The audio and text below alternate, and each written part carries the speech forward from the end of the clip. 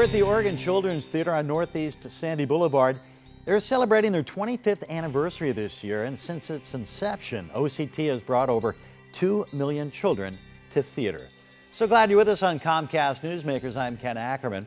Well, you can think of our next guest and her organization as a Chamber of Commerce for the region. Please welcome Sandra McDonough, President and CEO of Portland Business Alliance. Am I correct? Is that a good way? We are. We're the region's Chamber of Commerce. Now, what does the Portland Business Alliance do? We do a lot of things. We advocate for business throughout the region, particularly in the city of Portland, but we work on the state level and the federal level as well with partners. We also do a lot of work downtown. We work on keeping downtown clean and safe with our partners down there, and we help businesses connect so they can grow their business and add jobs. Now recently, and when I say recently, in the past few years, you've hired an economic firm and a speaker from the University of Oregon, and what you found out was very eye-opening, I guess. It really startled our board of directors, who are all very senior business people in the region. We brought Professor Tim Dewey from the University of Oregon in, and he showed us some studies that he had done that compared the Portland metropolitan region to other regions around the country, including some that we like to compare ourselves to and think we're much like and as good as. Better than, yes. We always like to be better than, and we should, and in many ways we are. But what we found is that, from what Professor Dewey did, is that wages and incomes in this region have been declining for well over a decade, and they have fallen below the national average as well as well behind these comparator cities. For example, wages and incomes here are about 21% behind Seattle's and about 16% behind Denver and Minneapolis. So you're using like cities. It's not like Right. You're comparing to San Francisco or... Right. And some are bigger. We're about the same size as Denver. No city is alike. We have different industries, we have different population bases. But what we said is, what's happening in those regions that maybe isn't happening here in the way that we have, and why have our wages and incomes been declining? Because that's not good for families here, and it's not good for government. We're an income tax dependent state.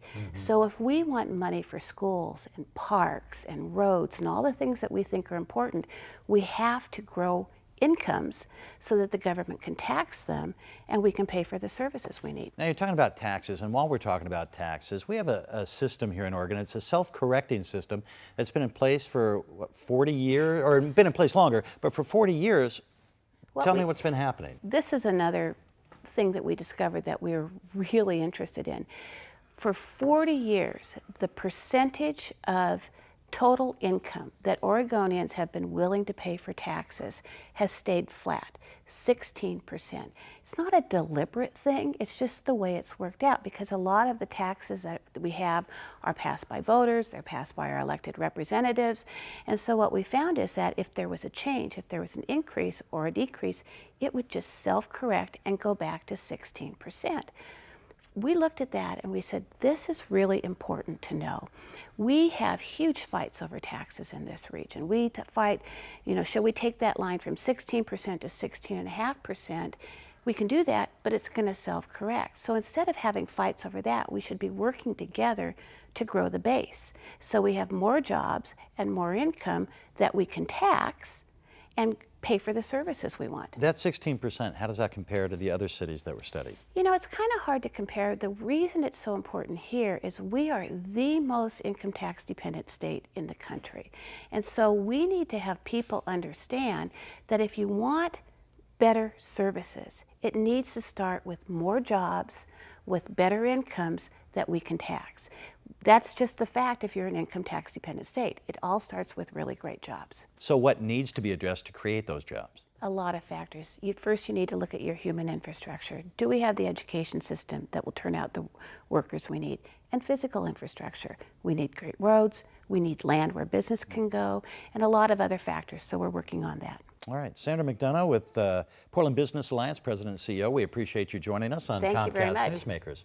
We want to thank you for being here as well from the Oregon Children's Theater. I'm Ken Ackerman. Make it a great day.